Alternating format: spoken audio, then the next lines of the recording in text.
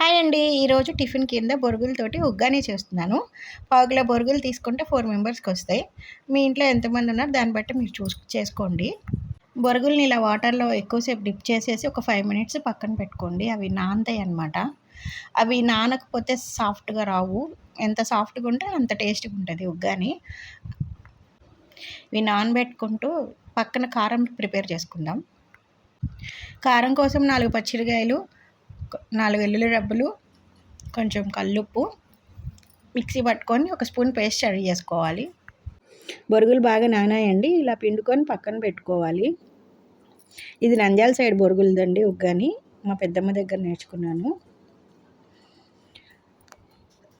నీళ్ళకి పచ్చిమిరపకాయ, టమోటా, ఉల్లిపాయ కట్ చేసి పెట్టుకోవాలి. పొయ్యి మీద బాండీ పెట్టుకొని బాండీ వేడెక్కిన తర్వాత ఆయిల్ వేసుకొని చెనక్కాయ పప్పు, జీడిపప్పు వేగించుకొని గోల్డెన్ కలర్ వచ్చేదాకా సపరేట్గా పక్కన పెట్టుకోవాలి. అప్పుడు క్రిస్పీనెస్ ఉంటుంది అన్నమాట. తాలింపండి జీలకర్ర, ఆవాలు, మినపప్పు, పచ్చిమిరపప్పు ఇవి గోల్డెన్ బ్రౌన్ కలర్లో వేగిన తర్వాత కరివేపాకు, ఉల్లిపాయలు, పచ్చిమిరపకాయలు కట్ చేసి పెట్టుకున్నాయి ఫస్ట్ వేగించుకోవాలి.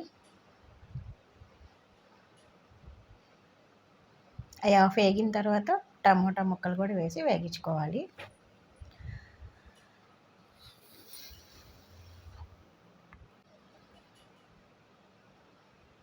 ఇవి గోల్డ్ కలర్ వచ్చేటట్లు వేగించుకున్న తర్వాత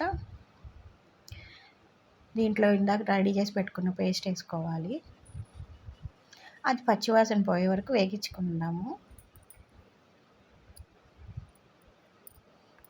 పసుపు కూడా వేసి వేగించాలి. ఇప్పుడు బొరుగులు యాడ్ చేయాలండి. బాగా కలుపుకోవాలండి బొరుగుల్ని. ఇందులో ఉండే పసుపుదనం అన్నిటికీ అంటాలన్నమాట.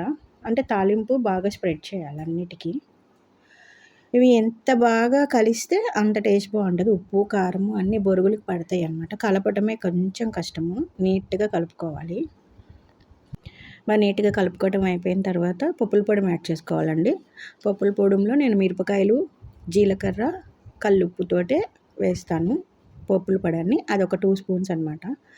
దాన్ని నీట్గా కలుపుకోవాలి. మొత్తం అన్నిటికీ పట్టాలి పప్పుల పొడము.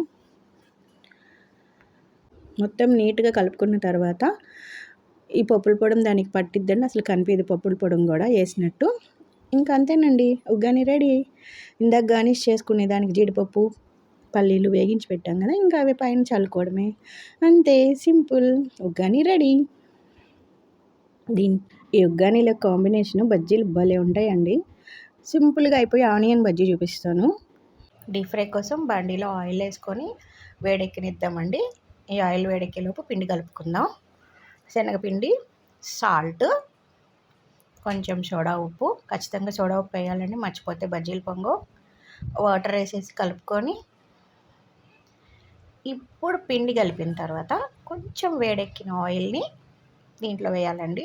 చేయగలుగుతండి. అందుకని ఆ ఆయిల్ దేంతో వేసామో దాంతో కలుపుకోవాలి.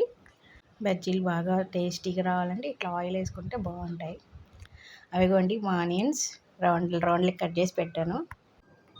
ఈ ఆనియన్ ముక్కల్ని బజ్జీ పిండిలో డిప్ చేసి ఇలా ఆయిల్లో వేసేయటమేనండి. ఆనియన్ బజ్జీలు ఈజీగా తొందరగా అయిపోతాయి. దీంట్లో కొంచెం కావాలంటే ఉప్పు, కారం కూడా ఎక్స్ట్రా వేసుకోండి, ఎందుకంటే విడిగా తినాలనుకుంటే. నేను ఉగ్గానీలోకి కదండి, అందుకని నేను కారం వేయలేదు. అంతేనండి, simple. Uggani bajji ready. Thank you.